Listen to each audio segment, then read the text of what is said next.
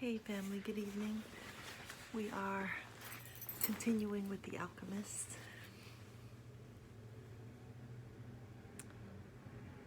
Relaxed and unhurried, he resolved that he would walk through the narrow streets of Tangier.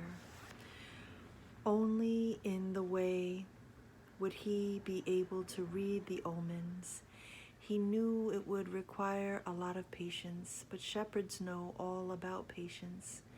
Once again, he saw that in that strange land, he was applying the same lessons he had learned with his sheep. All things are one, the old man had said. The crystal merchant awoke with the day and felt the same anxiety that he felt every morning. He had been in the same place for 30 years, a shop at the top of a hilly street where few customers passed. Now it was too late to change anything. The only thing he had ever learned to do was to buy and sell crystal glassware. There had been a time when many people knew of his shop: Arab merchants, French and English geologists, German soldiers who were always well-heeled. In those days it had been wonderful to be selling crystal, and he had thought how he would become rich and have beautiful women at his side as he grew older. But as time passed, Tangier had changed. The nearby city of Ceuta had grown faster than Tangier, and business had fallen off. Neighbors moved away, and there remained only a few shops on the hill, and no one was going to climb the hill just to browse through a few small shops. But the crystal merchant had no choice. He had lived 30 years of his life buying and selling crystals, and now it was too late to do anything else. He spent the entire morning observing the infrequent comings and goings in the street. He had done this for years and knew the schedule of everyone who passed. But just before lunchtime, a boy stopped in front of the shop. He was dressed normally, but the practiced eyes of the crystal merchant could see that the boy had no money to spend. Nevertheless, the merchant decided to delay his lunch for a few minutes until the boy moved on. A card hanging on the doorway announced that several languages were spoken in the shop. The boy saw a man appear behind the counter. "I can clean up those glasses in the window if you want," said the boy. "The way they look now, nobody's going to want to buy them." The man looked at him, responding, "In exchange, you could give me something to eat." The man still said nothing, and the boy sensed that he was going to have to make a decision. In his pouch, he had his jacket. He certainly wasn't going to need it in the desert. Taking the jacket out, he began to clean the glasses. In half an hour, he had cleaned all the glasses in the window, and as he was doing so, 2 customers had entered the shop and bought some crystal. When he had completed the cleaning, he asked the man for something to eat. "Let's go and have some lunch," said the crystal merchant. He put a sign on the door and they went to a small cafe nearby. As they sat down at the only table in the place, the crystal merchant laughed. "You didn't have to do any cleaning," he said. "The Quran requires me to feed a hungry person." "Well, then why did you let me do it?" the boy asked. "Because the crystal was dirty, and both you and I needed to cleanse our minds of negative thoughts." When they had eaten, the merchant turned to the boy and said, "I'd like you to work in my shop. 2 customers came in today while you were working, and that's a good omen." "People talk a lot about omens," thought the shepherd, "but they really don't know what they're saying." Just as I hadn't realized that for so many years I had been speaking a language without words to my sheep. Do you want to go work for me?" the merchant asked. "I can work for the rest of the day," the boy answered. "I'll work all night until dawn, and I'll clean every piece of crystal in your shop. In return, I need money to get to Egypt tomorrow." The merchant laughed. "Even if you cleaned my crystal for an entire year, even if you earned a good commission selling every piece, you would still have to borrow money to get to Egypt. There are thousands of kilometers of desert between here and there." There was a moment of silence so profound that it seemed the city was asleep. No sound from the bazaar, no arguments among the merchants, no men climbing to the towers to chant, no hope, no adventure, no old kings or personal legends, no treasure, and no pyramids. It was as if the world had fallen silent because the boy's soul had. He sat there staring blankly through the door of the cafe, wishing that he had died and that everything would end forever at that moment. The merchant looked anxiously at the boy. All the joy he had seen that morning had suddenly disappeared. "I can give you the money you need to get back to your country, my son," said the crystal merchant. The boy said nothing. He got up, adjusted his clothing, and picked up his pouch. "I'll work for you," he said.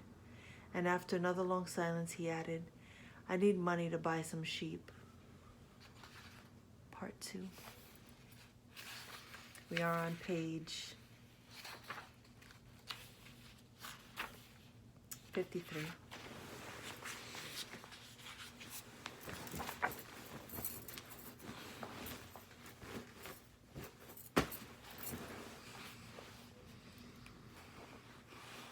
The boy had been working for the crystal merchant for almost a month, and he could see that it wasn't exactly the kind of job that would make him happy. The merchant spent the entire day mumbling behind the counter, telling the boy to be careful with the pieces and not to break anything. But he stayed with the job because the merchant, although he was an old grouch, treated him fairly. The boy received a good commission for each piece sold and had already been able to put some money aside. That morning, he had done some calculating. If he continued to work every day as he had been, he would need a whole year to be able to buy some sheep. "I'd like to build a display case for the crystal," the boy said to the merchant. "We could place it outside and attract those people who pass at the bottom of the hill." "I've never had one before," the merchant answered. "People will pass by and bump into it and pieces will be broken." "Well, when I took my sheep through the fields, some of them might have died if we had come upon a snake. But that's the way life is with sheep and with shepherds." The merchant turned to a customer who wanted 3 crystal glasses. He was selling better than ever. As if time had turned back to the old days when the street had been one of Tangier's major attractions. "Business has really improved," he said to the boy after the customer had left. "I'm doing much better, and soon you'll be able to return to your sheep. Why ask more out of life?" "Because we have to respond to omens," the boy said, almost without meaning to. Then he regretted what he had said, because the merchant had never met the king. "It's called the principle of favorability, beginner's luck, because life wants you to achieve your personal legend," the old king had said. But the merchant understood what the boy had said. The boy's very presence in the shop was an omen, and as time passed and money was pouring into the cash drawer, he had no regrets about having hired the boy. The boy was being paid more money than he deserved because the merchant, thinking that sales wouldn't amount to much, had offered the boy a high commission rate. He had assumed he would soon return to his sheep.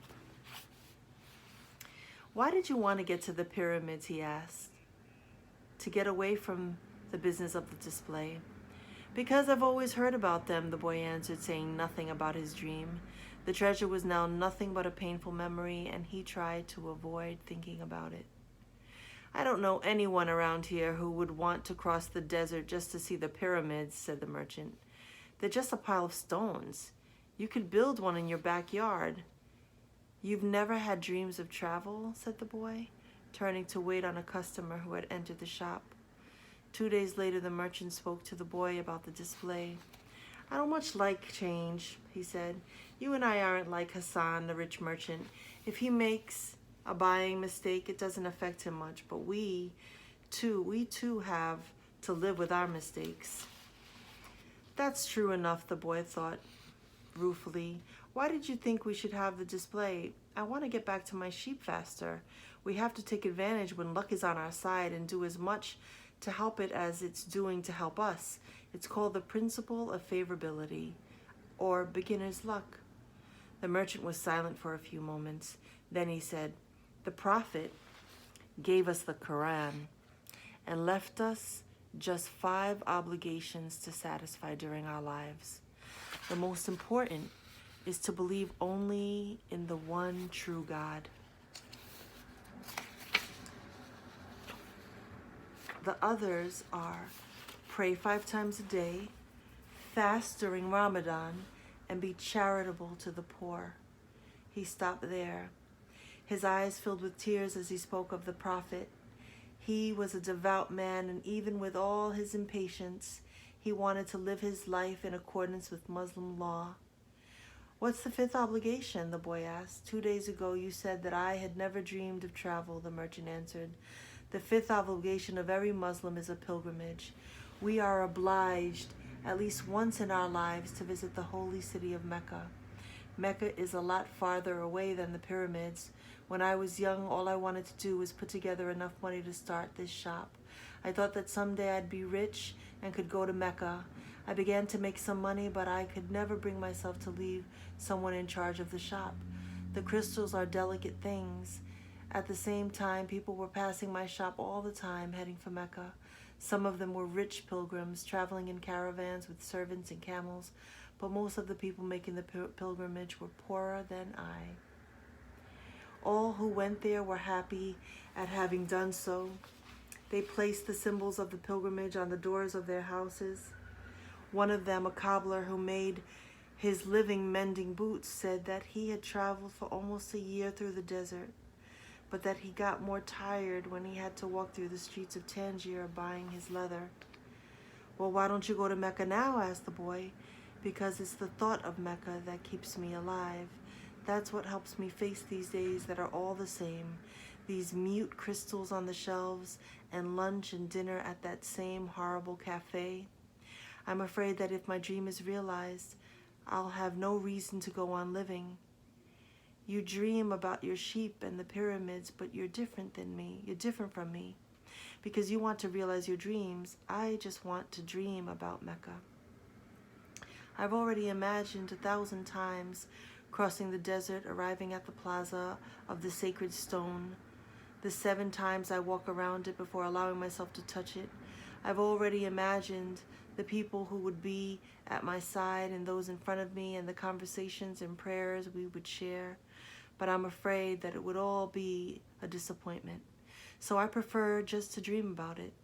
That day, the merchant gave the boy permission to build the display.